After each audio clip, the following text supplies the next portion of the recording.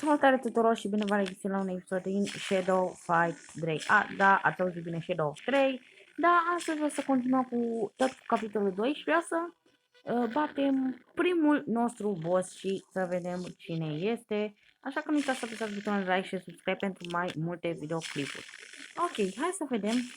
O armură, ok. Așa, și o casă, ok, interesant.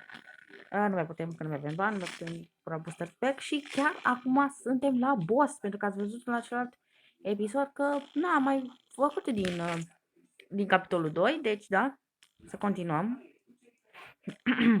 Așa, bat pe insane, bă, nu prea aș vrea să-l bat pe insane, dar spam de cap în comentarii, dacă îl bat pe insane, dacă pot să-l bat, trebuie să vă abonați. Obligatoriu, serios, insane e foarte greu, înseamnă o nebunie, gen. Hai să-l pun Itzu, pe Itzu, ok. Itzu, hai Itzu. Ok. Oh, ce bun. Mama, are Ido Katana, cât de tare. Vreau și o arma aia, ce tare. Da, am Steful ăsta care îmi place foarte mult. Oh, are Kinjitsu abilitate, ok. E bine de știut. What? Ce vreau să facă? L-ați văzut? Ei, what? Oh, ce mi-a dat-o. Și acum vreau să vă mai spun ceva. Am putut obține o abilitate pe nume Spurt. Cei care nu știu și abilitatea Spurt, că dacă faci orice în afară de atac, primești, din asta, primești Shadow Energy. Orice faci. Orice, în afară de atac. Chiar și dacă ataci primești, dar nu funcționează abilitatea Spurt, e altceva. Primești doar așa Shadow Energy. What? Ce face? Îți dă viață. Mi-am dat una pe spate. Ha. Ok, ăsta e bossul. L-am bătut o rundă, deci deja cred că știți că o să-l bat. Sunt foarte bun la jocul ăsta. Și pe celălalt cod de Shadow Fight, aproape poimine o să se termine, cred că nu, mâine sau poimine, da, poimine o să se termine sezonul cu ligile și eu sunt pe master și mi-am pot să legend e maximul. Mi-a dat șoc, nu-i corect, nu-i corect. Nu se poate. Ce bine mă. Am astea de atac din astea. Hai, că da, dacă Fuck. Let's go. Ok, vreau să văd și... Așa. Ok. Vreau să-și facă din nou, că o văd să se pună pe jos, dar l-am blocat cu abilitatea. Iarăși face, ha? Ok. Mere? Asta. Fuck. Nu. Ok. Mă bătut.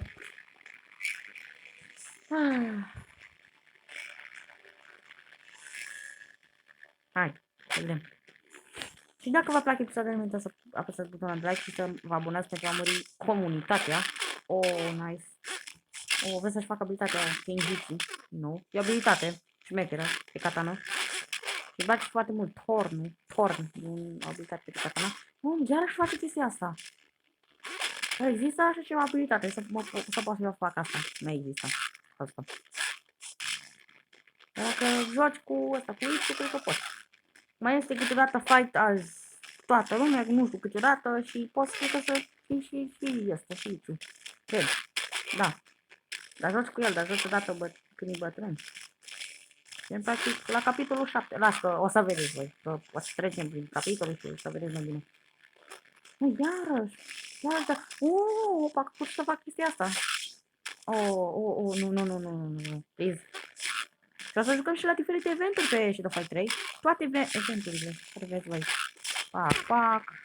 Nu. Vedeți cum mi se carcă abilitatea. Ați văzut abilitatea Spurt. Mi se pare cea mai bună abilitate din tot jocul. Mi se pare mie. Efectiv mi se încarcă Shadow. Ce abilitate! Voi ați văzut? Ok. Am grijă. Bam. Așa.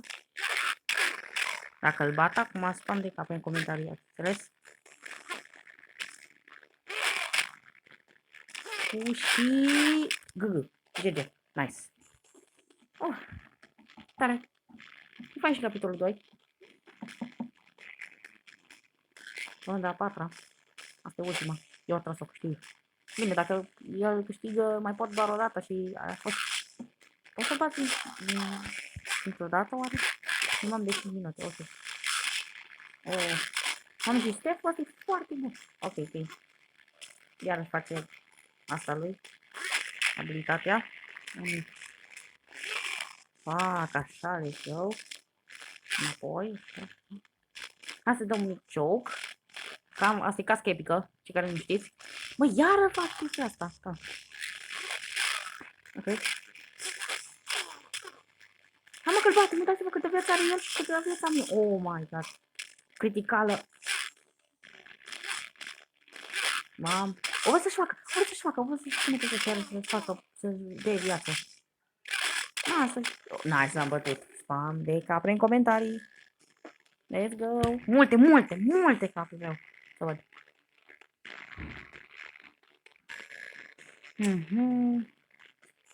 Deci da, l-am bătut pe Insane. Am bătut un boss pe Insane. Dacă vă vine să credeți, un boss pe Insane înseamnă multe săptămâni de antrenament și na. Bine, nu, chiar multe că Insane, gen Insane nu înseamnă impossible și am făcut și level 5. Mai bine pot să folosesc Guanda o legendară. Ok, asta a devenit cea mai bună și casca aia arată ca naiba. Ok. Asta a devenit, se pare că, mai bine. Aia nu-mi place. Ok. Iar Insane lupta, bă, pot să-i dea pe toți. Trebuie să am nevoie de level 6 pentru Guanda, o vedeți și voi. Ia, o armură asta. Hai să punem spărt. Top. Așa. Asta. Care e? Asta. Hai să punem pe asta. Hai să vedem cum arătăm. Ok, arată super ciudat. Asta e mai bună. Hai să vedem. Văd că avem și niște chesturi aici. Hai să continuăm. Ok. Chiar ne întâlnim cu asta, cu șanțul ăsta, cu șanțul.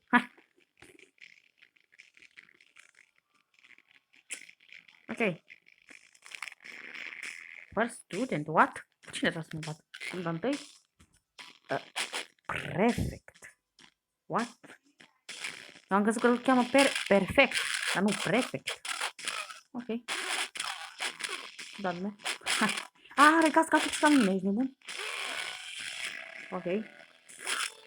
Și armura asta care arată textul, da, am. Până și lui arată mai bine. Da, arată super, dar nu mă întrebați de ce. Ok. De cât mai mai am minute? Sau câteodată știi povestea, câteodată mă trezesc și nu mai filmează și na, toate nebunile. Mamă, mă bate, ești nebun? Uite-ți fă câtă viață mai... Na, bine că-ți dai abilitățile tale. Oh my god, m-a bătut. Și pe normal. Cred că e pe normal sau insane. Nu, e pe normal, mă. El mă bate pe normal și am bătut un boss pe insane.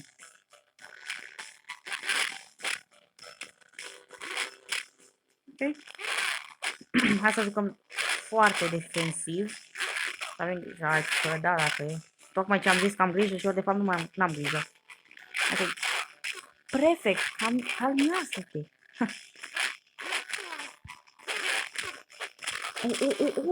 Vai, ce... Bă, îmi plac și armele alea, a lui. Și le am. Dar bă, ce combo au. Asta dacă este pui o abilitate din aia care e extrem de bună.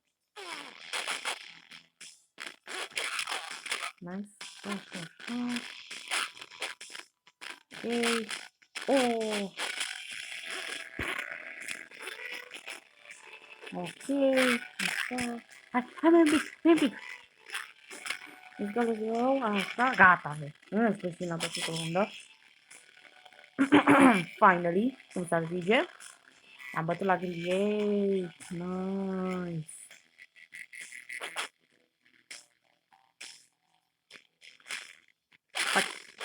Ok. Let's go. Mamă, bă, ce abilități are ăsta? Nu prea avea așa de multe. Aia deja cam mai diferită. Ok. I-am aruncat armele, bă. Ești nebun. Oh, vai. Au căzut armele. Let's go. Și l-am bătut. Nice.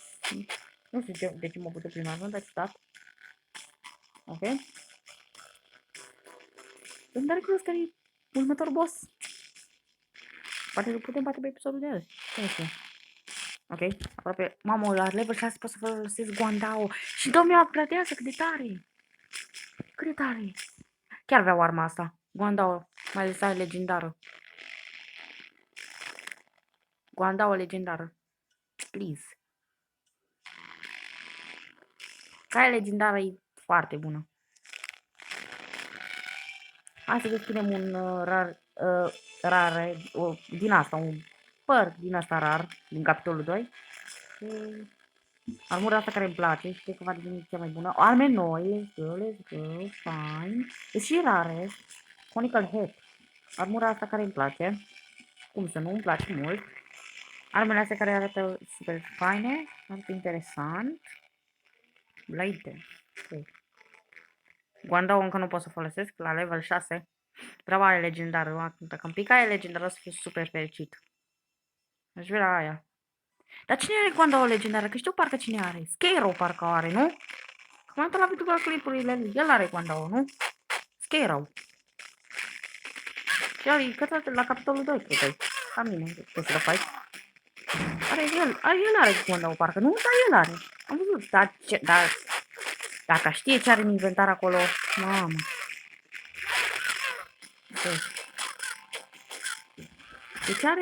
Deci are armele la fel ca mine și armura. Pac, let's go. Pac. Mic picior și gata. Deci pe jos. Let's go. Runda 2. Pac. Nimic. Asta. Ciudat. Ciudat nume. Nimic. Putem termina capitolul 2 în seara asta, dacă vreți. Fac 3 episoade acum, pe rând. Putem termina. Let's go. Băi, și cam tot cu acest episod. Sper că v-a plăcut. Eu am fost Gabi și ne vom revedea pe data viitoare. Pa!